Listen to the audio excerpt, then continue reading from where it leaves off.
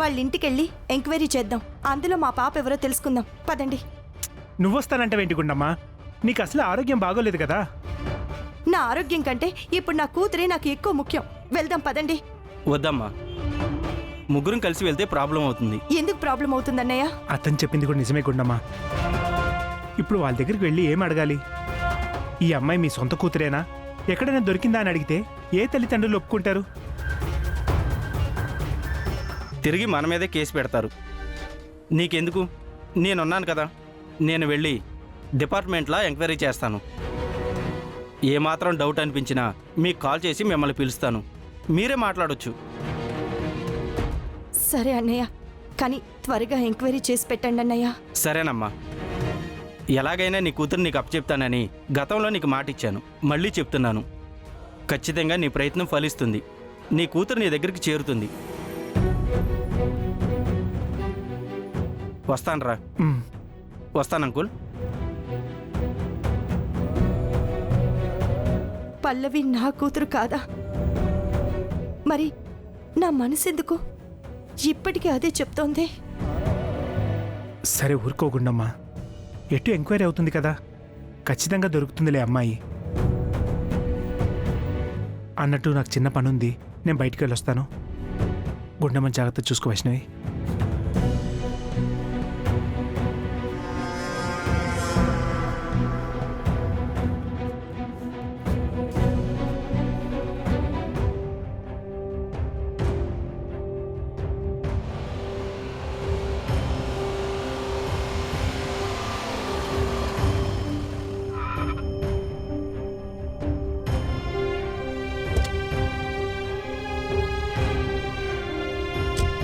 అమ్మా పల్లవి. నాన్న, నాన్న, మన ఇంటికి వస్తుంటే ఇదిగో చైన్ ఊడిపోయింది. పోలీస్ ఆఫీసర్ వచ్చారా నాన్న? ప్రిపేర్ చేస్తానన్నారు. తీసుకొచ్చారా? తీసుకొచ్చాడమ్మా. నీకు తెలుసో తెలీదో కానీ మీ అమ్మ మాత్రం నేను చూసినప్పుడల్లా నువ్వు తన కూతురు అని చెప్తూ ఉంటుంది. కాదని చెప్తూ ఉన్నా తను ఒప్పుకునేది కాదు. ఇవాళ ఆ లిస్టు నీ పేరు కనపడిందమ్మా. నీకు కూడా రీసెంట్గానే పెళ్ళయింది కదా. అయితే నేనే అని మీ అనుమానం బలపడిందా? కాకపోతే ఏంటంటే నువ్వు నా కూతురు కావని రుజువైందమ్మా.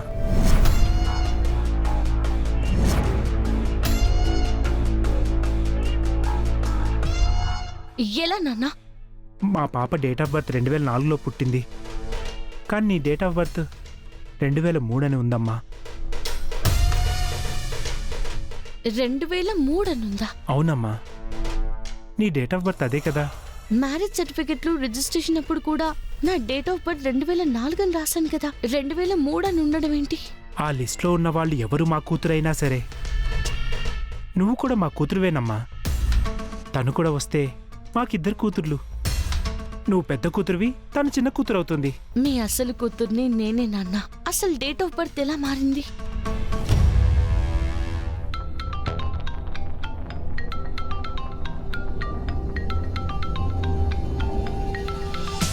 నాన్న ఒక్క నిమిషం. సరే. హలో, ఏంటే?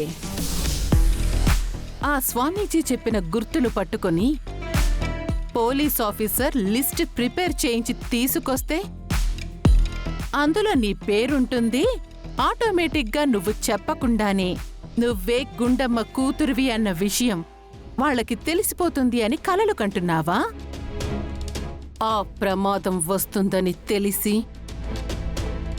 ఆల్రెడీ అందులో డేట్ ఆఫ్ బర్త్ మార్పించేశాను. సో నువ్వు నాకు మాటిచ్చావు. మాట ప్రకారం నోరు మూసుకొని ఉండు, ఓకే? ఎప్పటికీ నువ్వా గుండమ్మ కూతురివి అన్న విషయం ఆ గుండమ్మకి తెలియకూడదు.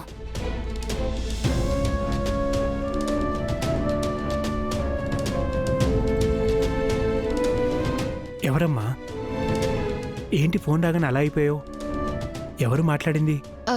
తెలిసిన వాళ్ళ నాన్న. ఏదైనా ప్రాబ్లమా? అలాంటిదేం లేదు నాన్న. ఆ రోజు నా అవసరాన్ని అట్టు పెట్టుకుని నన్ను బ్లాక్మెయిల్ చేసి నా కన్న తల్లికి నేనే తన కూతుర్నన్న విషయం చెప్పకుండా చేశారు. ఇప్పుడు ఎంత ద్రోహం చేస్తారా? లేదు, ఏవైనా సరే మా నాన్నకి ఈ విషయం చెప్పేస్తాను. ఇంటికి వెళ్తావా? అమ్మతో మాట్లాడదు గాని. తప్పకుండా వెళ్తాను నాన్న. అయితే మీతో కొంచెం మాట్లాడాలి. ఏంటమ్మా? అదొచ్చి నాన్న, నేను నాన్న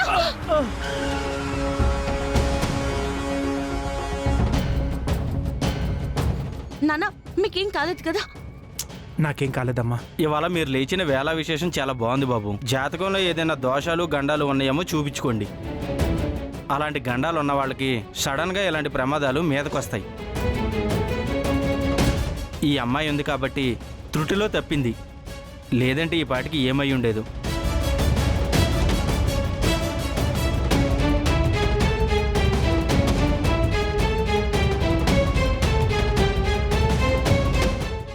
వాళ్ళ కూతుర్నని మా నాన్నతో చెప్తామనేసరికి ప్రమాదం ఇలా ఎదురొచ్చిందంటే ఆ జంగమ దేవరు చెప్పినట్టు గండం ఉందన్నమాట. నేను నోరు తెరిస్తే మా అమ్మ నాన్నలకి ప్రమాదమేనమాట. అమ్మా పల్లవి, ఏంటమ్మా అలా ఉండిపోయావు? నాకేం కాలేదు, నేను బాగానే ఉన్నాను. సరే నాన్న, జాగ్రత్తగా వెళ్ళండి. రోడ్డు మీద చూసుకుని వెళ్ళండి. వాడెవడో సడన్గా బ్రేక్ పడక ఇలా వచ్చేశాడు. భలేదానివే, జాగ్రత్త తీసుకోకుండా ఉంటానా? నువ్వైతే ఇంటికి వెళ్ళు, నేను బయటికి వెళ్ళొస్తాను. సరే నాన్న.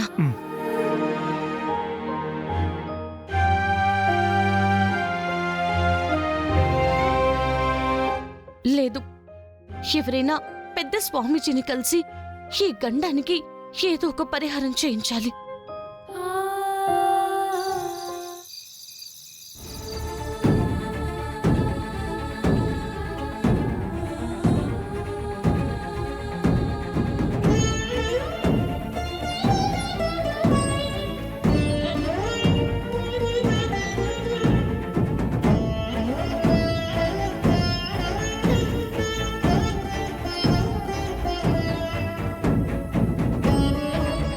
నేనెవరో తెలుసుకోవాలని నా కోసమే అమ్మా నాన్న ప్రయత్నం చేస్తున్నారు.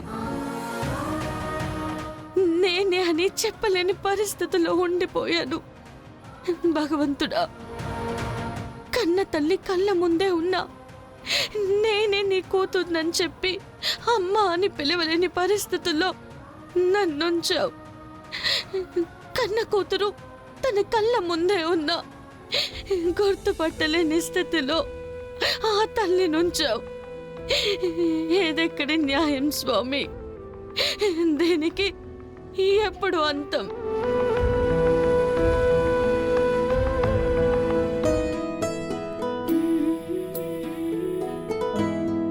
ఏంటి అక్షిత, ఫేస్ ప్యాకా? అవును, రేపు కాంపిటీషన్ కదా, గ్లామర్గా కనపడాలి కదా. డెఫినెట్గా ఈ కాంపిటీషన్లో నువ్వే గెలుస్తావు. Thank you. ఇదిగో, నువ్వు కూడా ఈ మాస్క్ వేసుకో. రేపు నువ్వు కూడా వస్తున్నావు కదా, గ్లామర్గా కనబడతావు. Thank you.